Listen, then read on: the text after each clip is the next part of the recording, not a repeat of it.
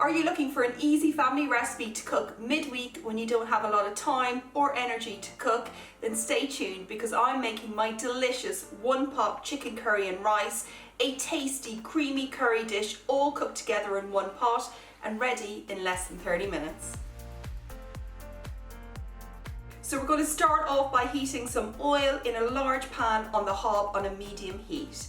Then to that we're going to add some chopped onions, garlic and ginger. So all of these that I'm using, the onions, garlic, ginger, they're all frozen. So they come straight from the freezer into the pan. So they're pre-chopped, pre-peeled, you don't have to do anything, and it just makes those midweek meals a little bit quicker. So we're going to cook those down until the onions have softened, but they haven't yet started to brown. I'm then going to add in spices. Now, my kids are okay with a little bit of heat, so I'm using a medium curry powder in this recipe. If your kids are not so fond of heat, use a mild, or if they love it, you can use a hot curry powder instead. How are your kids with heat? How are they with spice? I would love to hear. Let me know in the comments below. Along with that curry powder, we're then going to add in some garam masala and also some turmeric. Mix all those spices together with the onions and cook for about a minute. Next in goes some chicken breast, and I've already diced these into small bite-sized pieces.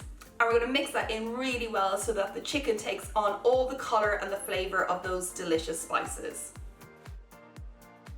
And then the last few ingredients to go in, we have a tin of coconut milk, we've got some hot chicken stock, and then finally we're going to add our rice, and I'm using a easy cook long grain rice for this recipe.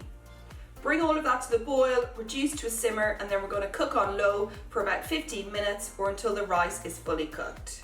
The next part is quite important. Do stir that rice quite a few times whilst cooking, just to make sure that it doesn't stick to the bottom of the pan. Once it's ready, we're going to turn off the heat, and then we're going to add some fresh baby spinach. So this doesn't take any cooking at all. The heat of that rice will wilt down the spinach in no time. Your one-pot chicken curry and rice is now ready to serve. I like to add a little dollop of coconut yogurt on top and also some chopped coriander, but that's totally optional. If you like this recipe and you want to try it for yourself, then I'll leave all the measurements, all the ingredients in the description box below. I'll also link here my one pot family meals playlist, where I have so many other recipes all cooked together in just one pot. I'll be back in a few days with 4 really quick and easy 10-minute meal ideas, so please do come back and check that out. Subscribe, and I'll see you then.